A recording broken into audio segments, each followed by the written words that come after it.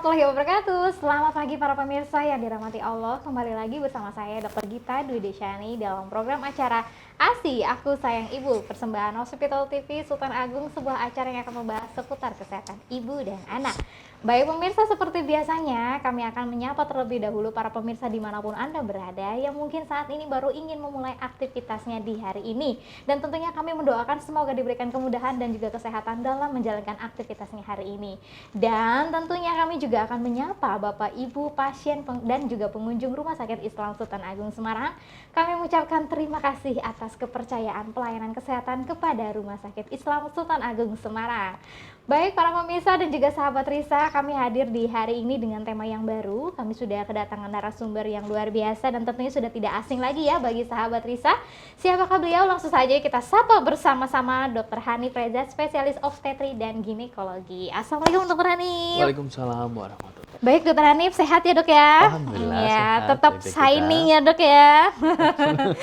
Oke, baik dokter, kita mengundang lagi nih di acara ASI, tentunya dengan tema yang baru. Tapi kali ini kalau kemarin-kemarin, ingat nggak Dok, tema kita yang terakhir itu membahas tentang perdarahan ya dokter ya, pendarahan pada pasien awal-awal kehamilan. Nah sekarang ceritanya ini adalah pasien-pasien yang kasusnya adalah setelah melahirkan.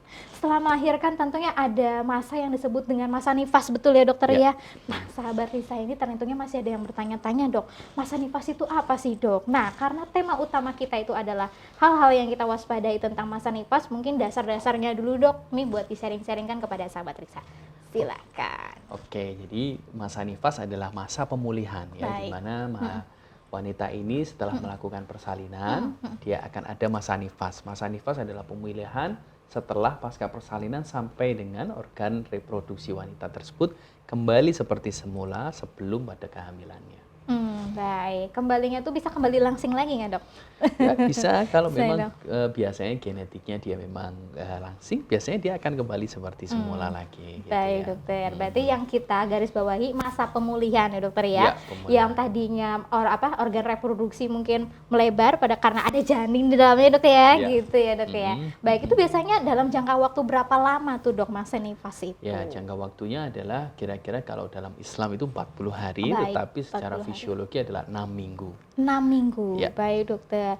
Itu sebenarnya udah nilai standar sih biasanya seperti itu ya dokter ya? Standar seperti itu ya. Baik, jadi memang masa nifas kan kembaliannya dari organ reproduksi ini menjadi sebelum dia waktu persalinan. Jadi benar-benar menjadi kecil lagi dan lain sebagainya. Baik dokter, yang namanya masa nifas kan otomatis ada jangka waktu nih dok.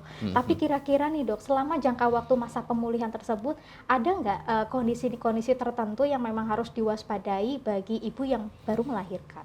Oke. Jadi nifas itu sebenarnya kalau kita sebagai dokter obgyn ada pemeriksaannya yang lebih mudah, kita sebenarnya dengan singkatan atau singkatannya bubble HE. Bubble HE, apa itu dok? Jadi yang kita penting pada pasien kan setelah melahirkan itu sudah langsung kita sebut sebagai fase nifas, bukan 1 minggu kemudian 2 minggu, enggak. Setelah detik dia melahirkan, hari-hari keluar, ya itu dia sudah disebut dengan masa nifas. Nah, tanda-tanda bahayanya apa sih yang kita bisa cek? Ya itu tadi persingkatannya dengan bubble HE. Yang pertama adalah bladder ya. Bladder atau sebutnya dengan kandung kemih.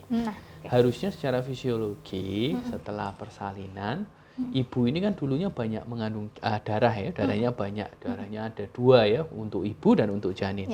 Nah, dia ini harus setelah dia melahirkan, darahnya harus kembali normal lagi, turun. Nah, caranya gimana? Darahnya disaring lewat ginjal dan keluar lewat urin. Jadi, bladder yang pertama ini dia harus bisa pipis ya. Jadi dia harus kandung kemihnya harus kosong, banyak mesti keluarnya. Karena itu sebenarnya sebagai fisiologi kembali menjadi normal lagi. Itu bladder. Kemudian yang kedua adalah uterus ya, atau kita sebut dengan rahim ya. Uterus ini otomatis waktu melahirkan kan besar sekali ya. Subhanallah, memang kandungan untuk wanita ini dari ukurannya kecil, mungkin kalau secara normal sebelum hamil 7-6 cm bisa sampai besar, sampai memenuhi rongga perut ya. Nah, uterus ini setelah melahirkan juga kita harus nilai. Normalnya setelah melahirkan bayi, yang pertama adalah dia setinggi pusat, contohnya seperti itu. Jadi setinggi pusat atau umbilikal ya. Terus nanti berlanjut 2 minggu akan turun lagi setengahnya, turun lagi sampai dengan sudah tidak teraba. Nah kalau misalnya kandungannya masih membesar, jangan-jangan kita takutkan apakah ada misalnya sisa dari plasenta atau ari-ari, jadi sehingga menyebabkan kandungan ini tidak bisa mengecil lagi. Nah itu yang tanda-tanda bahaya contohnya. Kemudian setelah B, U, kemudian B yang kedua atau sebagai urutan yang ketiga adalah bowel. Bowel itu usus ya, jadi harusnya wanita setelah melahirkan ya dia buang air besarnya lancar. Terutama juga misalnya yang wanita-wanita habis persalinan menggunakan spontan, persalinan yang normal, kemudian dijahit. Nah ini harusnya kan jahitannya tidak sampai robekannya tidak sampai ke anus ya, sehingga kalaupun dijahit ya dia harus tahu dia masih bisa menahan kentut, dia bisa menahan BAB karena di daerah sana ada otot yang menahan itu semua. Kalau nggak terjahit takutnya dia sudah nggak bisa menahan kentut. Nah itu contohnya. Kemudian adalah bowel, bladder, uterus, bowel. Kemudian breast, ya breast juga kita pikirkan. Breast adalah payudara ya.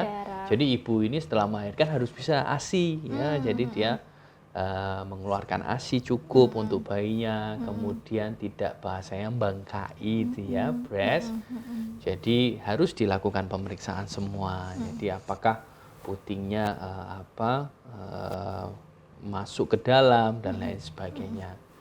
Kemudian selanjutnya adalah L ya, logia ya. Logia ini perdarahan. Ya, kita lihat nifas itu darahnya gimana nih, banyak, sedikit ya. Kadang-kadang ibu hamil yang waduh kok darahnya sedikit ya dok. Sebenarnya nggak masalah ya. Jadi jumlah darah dari logia itu tidak selalu banyak. Yang dilakukan adalah kalau takutnya banyak, brongkol-brongkol, disertai ada jaringan, nah itu segera ke dokter. Itu L ya. L. Kemudian selanjutnya E yang terakhir adalah episiotomi atau episiotomi adalah bekas sobekan itu ya, sobekan perineum. Kita lihat lukanya harusnya baik ya. Kemudian yang selanjutnya adalah Homan sign, HE tadi ya, Homan sign untuk tahu apakah ada pembengkakan dari betis ya sebagai tanda adanya trombosis. Yang terakhir adalah emotion. Jadi ibu hamil ini benar-benar kita nilai secara keseluruhan. Emosi itu juga penting ya. Setelah dia melahirkan apakah ada tanda-tanda depresi pasca persalinan. Jadi kita harus memperhatikan ini gimana dia takutnya ada ibu hamil yang aduh saya ini tidak bisa merawat bayi dan lain sebagainya. Padahal hal itu ya kita memberikan support. Ya itu. Luar biasa. Jadi itu segala macam aspek tuh benar-benar dinilai ya dok ya. Ya. Luar biasa sekali, bahkan dari kandung kemihnya. Oh berarti, tapi kalau dari singkatan tersebut seperti itu ya dok. Sebenarnya mulai dari waspadanya tuh yang paling membahayakan yang mana sih dok, yang mungkin harus butuh penanganan segera gitu. Ya, jadi semua ini sebenarnya penting ya. Tapi yang bisa terlihat untuk ibu hamil adalah satu tadi dia darahnya gimana jumlahnya. Kalau banyak langsung ke dokter ya, karena harus dilakukan USG, harus dilihat darahnya gimana. Tapi yang lain juga penting, misalnya urin. Yaitu urin itu kalau jumlahnya tidak banyak atau tidak keluar, bisa ada dua tanda. Yang tanda pertama adalah waktu persalinan ini kepala kan keras, ya dia masuk lewat jalan lahir, dia ada tahanan. Ketika bayi lahir takutnya ini kandung kemih ini tidak bisa kontraksi atau dia menyumbat sehingga urin tidak bisa keluar. Nah ini harus kita cek benar-benar, karena kalau kandung kemih yang terdistensi atau semakin besar ya, nah takutnya dia nanti akan terjadi namanya retensi urin ya, jadi dia tidak bisa pipis. Selain itu kita juga ngecek nih fungsi ginjal. Kadang-kadang ibu hamil tuh setelah melahirkan dia kakinya bengkak. Nah itu salah satu juga bisa tanda ini gimana pipisnya, gimana Bu, lancar enggak? Kalau enggak lancar ya kita harus berikan terapi obat atau dan lain sebagainya. Baik dokter, berarti ya tadi hati-hati juga bisa retensi urin ya dok ya? Dikirain memang, kan saya memang nggak minum banyak dok, emang urinnya sedikit, oh itu bukan seperti itu ya dok ya, maksudnya ya. Baik-baik. Kalau yang uterus tadi kan pengembalian ini ya, ukuran rahim seperti itu. Nah biasanya normalnya itu dalam jangka berapa waktu sih dok harusnya mengecil seperti itu? Ya jangka waktu tadi dalam waktu kira-kira Pertama setelah lahir adalah setinggi pusat, Setinggi dalam pusat tadi, waktu 1 minggu harus sampai Satu setengahnya dulu baik, ya, kemudian nanti setengahnya lagi, sampai dengan tidak teraba dari perut ya, karena kan kecil dia akan masuk ke dalam gitu ya. Baik, baik dokter. Berarti memang semua tanda-tanda itu memang tanda-tanda yang harus diwaspadain lah ya dokter ya, Ya. seperti itu. Tapi memang kalau misalkan pasien ini ke opsin gitu dok, biasanya memang pasca nifas itu harus ada rutinan untuk kontrol nggak sih dok Ya, selama masa nifas? biasanya kalau dokter opsin mungkin kontrol hanya 1 kali 1 minggu ya. Kemudian lebih bagus memang kontrol lagi di akhir nifas ya. Akhir. Jadi 1 kali 1 minggu untuk mengetahui apakah ada tanda perdarahan pasca salin lambat, yaitu tadi ya, gimana cek perdarahannya, kandungannya mengecil apa Iya. enggak, ASI-nya sudah keluar. Tetapi setelah itu baik, ya biasanya nanti dicek lagi saat nifas. Apakah nifas selesai, akhir nifas. Apakah memanjang, apakah ada tanda infeksi misalnya, darahnya kok jadi berbau dan lain sebagainya. Dan selain itu yang paling penting adalah edukasi KB. Apa sih KB yang akan dilakukan? Baik. Nah itu di nifas di akhir, karena nanti setelah nifas selesai, ibu hamil ini bisa hamil lagi setelah lahiran. Kalau dia misalnya sudah menstruasi, dia sudah kembali subur, bisa langsung hamil. Nah itu jadi KB apa KB yang akan dipilih ya. Baik dokter. Nah biasanya hal-hal yang bisa mempengaruhi masa nifas jadi diperpanjang atau jadi panjang itu apa sih dok? Biasanya faktor resikonya? Faktor resikonya satu tadi masih ada sisa dari sehari-hari ya, plasentannya masih selaput banyak, mungkin jadi kandungan belum bisa mengecil gitu ya. Yang kedua juga salah satunya adalah infeksi. Nah, tanda-tanda infeksi nih. Jadi setelah melahirkan nih namanya juga adanya hubungan dunia luar dan dunia dalam nih ya. Jadi bakteri bisa masuk dari luar ke dalam. Nah, infeksi tandanya apa? Misalnya ibu ini satu demam. Tanda paling mudah. Yang kedua perdarahan logianya berbau atau darah nifasnya nih bau nih. Baunya kok kurang enak, kurang nyaman. Kemudian juga dari pemeriksaan fisik kita juga bisa nadinya ibunya cepat ya dan lain sebagainya. Itu yang paling mudah sih, perdarahan berbau dan kemudiannya ada demam. Ya. Demam. Baik dokter. Oke. Baik, cukup lengkap ya dokter ya dan cukup kompleks juga. Intinya ya tadi ya dok ya, kalau memang sesuatu itu dirasa kok aneh dan juga tidak normal ya segera periksa aja seperti itu ya dokter ya. Baik, tapi kalau misalkan untuk pola makan, karena tadi ada kata dokter ada pengaruh emosional dan lain-lain, kira-kira kalau untuk pola makan atau istirahat yang direkomendasikan selama ibu itu menjalani masa nifas yang kayak gimana sih dok baiknya? Ya, jadi pola makan itu juga hal yang penting ya. Yes. Jadi ibu hamil ini kadang-kadang setelah lahiran takut nih masih gemuk, pengen turun. Iya. Sebenarnya salah ya, karena penyembuhan di akhir ini juga penting. Harusnya malah nutrisi dan kalorinya ketika ibu menyusui ini lebih tinggi dibandingkan ibu waktu hamil. Nah, gimana sih supaya tetap jaga badan bagus ya, walaupun makannya banyak? Ya, satu, makanannya memang harus yang bernutrisi ya. Jadi jangan bahasanya berpantang gitu ya. Ibu hamil ibu pasca salin mau dengan sesar atau maupun dengan persalinan spontan, makan tetap harus cukup kalori ya, tinggi kalori, tinggi protein. Apalagi terutama yang post operasi nih. Karena kan luka ini sembuh itu bila proteinnya cukup. Nah, itu jadi selain itu juga pakai persalinan spontan kan, jahitan dari jalan lahir ini juga sembuh ketika makannya sudah cukup bagus nutrisinya. Jadi boleh makan ikan, daging, ayam, semua boleh, tinggi protein. Kalori bisa cari dari karbohidrat ya, kemudian yang lemak juga boleh ada ya. Selain itu juga tetap minum susu. Nah, susunya mungkin lebih ke susu yang menyusui gitu ya. Selain itu supaya badannya tetap bagus, makanya banyak adalah olahraga. Ya. Olahraganya tidak terlalu harus olahraga yang berat, misalnya stretching ya, apalagi badan-badan biasanya setelah melahirkan ini pegel-pegel semua ya. Jadi stretching, pelatihan nafas, yoga itu sebenarnya disarankan, sangat baik. Jadi badan tetap segar, makannya cukup, ASI-nya lancar. Selain itu memang terbukti olahraga ini bisa menurunkan stres. Nah, itu jadi yang bisa dilakukan ibu pasca salin. Baik, baik dokter. Oh ya, jadi teringat tadi kan harus ada disarankan untuk olahraga juga ya. Nah, tapi kira-kira kalau misalkan yang tadi ada keluhan bengkak nih loh dok, bisa nggak Mhm. kira-kira ada yang bisa dilakukan di rumah gitu dok sebelum obat atau sebelum periksa lah? Ya. Ya, bengkak itu bisa tadi ya dengan Mhm. aktivitas sebenarnya ya, Aktivitas. dengan aktivitas jalan ya Mhm, atau mhm, misalnya kalau bengkak banget bisa menggunakan kaos kaki, stocking itu mhm, juga mhm, untuk mengurangi bengkak. Selain itu juga kakinya ketika tidur lebih tinggi. mhm, mhm, Tetapi kalau sesek dan lain sebagainya lebih aman memang harus mhm. diperiksakan ke dokter. Nih kita Mmm, bisa mhm, mhm, curiga mhm. bengkak ini memang karena ada kelainan Mhm, jantung mhm, ya ataupun memang ginjal ya, mhm. kenapa urinnya tidak keluar dan akhirnya terjadi penumpukan cairan dan bengkak. Baik dokter. Nah, tadi juga kan dokter ada menyebutkan maksudnya pembahasan sebelumnya dok, yang tentang episiotomi gitu ya dok ya. Iya, nah itu kalau yang lahiran spontan. Nah, kalau yang lahiran sesar dok, ada perbedaan nggak? Maksudnya tanda-tanda bahaya masa nifas pasien pasca sesar ataupun yang lahir spontan gitu?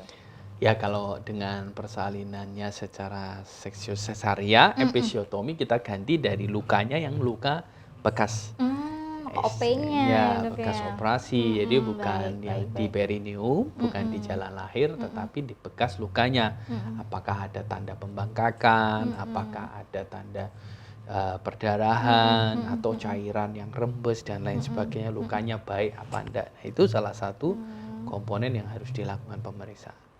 Baik dokter. Karena kan kebanyakan, rata-rata nih yang udah ibu-ibu nih ya dok ya, biasanya katanya kalau yang udah lahiran spontan itu akan lebih cepat untuk gerak aktifnya dibandingkan yang sesar katanya malah lama. Jadi kalau mau aktif itu kebanyakan karena sakit, karena luka post op itu loh dok, gitu. Ya, zaman sekarang sebenarnya Mhm. teknologi sudah cukup Maju, maju ya, kemudian baik. obat-obatan juga sudah cukup Mhm. baik. Mhm, mhm. Sebenarnya apapun persalinannya, apapun dengan indikasi apapun, Mhm. semua penyembuhannya sekarang cenderung lebih cepat ya, asal Mmm. ibu ini jaga nutrisinya, Oke. istirahat yang cukup, Mhm. mau dengan persalinan spontan atau seksual sekarang sudah bisa aktivitas seperti biasa, nggak masalah, Mmm.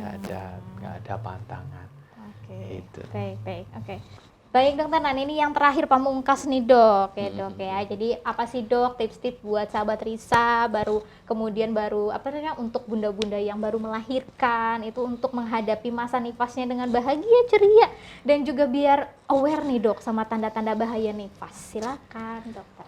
Oke, jadi setelah persalinan ini sebenarnya masih ada PR ya atau Mhm, yang harus diperhatikan. Jadi bukan hanya ya sudahlah selesai sudah lahir, tetapi kita harus menjaga kesehatannya. mhm, Contohnya satu yang kita jaga apakah nanti perdarahannya gimana nih nifasnya mhm, mhm, jumlahnya mhm, harusnya tidak banyak ya harusnya kira-kira seperti jumlah menstruasi lah itu maksimal 80-100 cc itu masih dalam batas normal. Yang kedua tanda-tanda infeksi apakah ada demam ya. mhm, Kemudian yang ketiga bengkak nih, kakinya bengkak, tangan bengkak. Nah, itu kita harus pikirkan nih apakah lancar buang air kecilnya ataupun misalnya ada masalah lain misalnya kok sering sesek atau kita bisa pikirkan adalah masalah jantung. Terus yang lain adalah sebenarnya kalau di daerah rumah mhm, misalnya setelah persalinan ada posyandu mhm, ataupun ada tenaga kesehatan. Misalnya lakukanlah pemeriksaan tanda-tanda vital misalnya tensi karena mhm. setelah melahirkan ini pada pasien-pasien yang memang riwayat persalinannya dengan tensi yang tinggi masih ada resiko tensinya masih berlanjut tinggi sampai dengan nifas selesai itu ya. Mmm, Jadi mhm, mhm. kita harus perhatikan. Selain itu adalah emosi nih, emosi Motion, ya, emosinya mhm, jangan stres mhm, ya, buat senang karena ada mainan baru nih di rumah. mhm, Jadi itu hal yang menyenangkan, jangan mhm, dibuat stres. mhm, eee, Dilihat bayinya ya, mhm, kemudian diberi ASI sehingga stres itu akan hilang ya, jadi mhm, dibuat menjadi sesuatu yang senang. Selain itu juga jangan, membatasi aktivitas, olahraga boleh ya, mhm, makan makanan jangan dipantang ya, mhm. apa aja boleh, jangan malah makannya cuma sayur aja, tapi semua harus tinggi kalori dan tinggi protein. Nah, itu yang penting ya. Baik, baik. Ya, luar biasa pemirsa, seperti yang sudah disampaikan Dokter Hanif, cukup lengkap sekali ya yang namanya masa nifas itu apabila ada tanda-tanda yang mencurigai seperti yang sudah disebutkan oleh Dokter Hanif, memang kita harus segera periksakan ke fasilitas terdekat seperti itu. Kemudian nanti biar diindikasikan ini harus dirujuk ke dokter obgyn atau seperti apa. Dan tentunya pesan Dokter Hanif yang terakhir juga harus kontrol ya dokter ya di akhir masa nifasnya, karena untuk selanjutnya perencanaan pemilihan KB yang tepat untuk para bunda gitu ya. Jangan sampai nanti kejebolan lagi. Masa nifasnya belum selesai dokter ya, baru-baru selesai. Melundung lagi. Nggak apa-apa sih sebenarnya, subur itu artinya. Cuman kan biasanya ada jarak yang disarankan ya dokter ya, untuk jarak kehamilan, jarak kelahiran seperti itu yang ideal seperti apa. Karena untuk apa manfaatnya ya, untuk kesehatan tubuh kita seperti itu. Jadi tetap harus jaga diri ya setelah pasca melahirkan. Seperti itu para pemirsa, mari kita ucapkan ya terima kasih kepada Dokter Hanif. Terima kasih Dokter Hanif. Luar biasa penjelasan dan sharing-sharingnya, semoga bermanfaat dan juga sehat selalu ya dokter ya. Baik, baik sahabat Risa, sampai di sini dulu ya perjumpaan kita. Jangan lupa saksikan ASI Aku Sayang Ibu di channel YouTube RSI Sultan Agung Semarang. Jangan lupa di like, subscribe, dan juga nyalakan tombol notifikasinya agar tidak ketinggalan tema-tema kita yang baru setiap minggunya. Nah, saya Dokter Gita bersama kru yang bertugas hari ini mohon undur diri. Sampai jumpa minggu depan. Wassalamualaikum warahmatullahi wabarakatuh.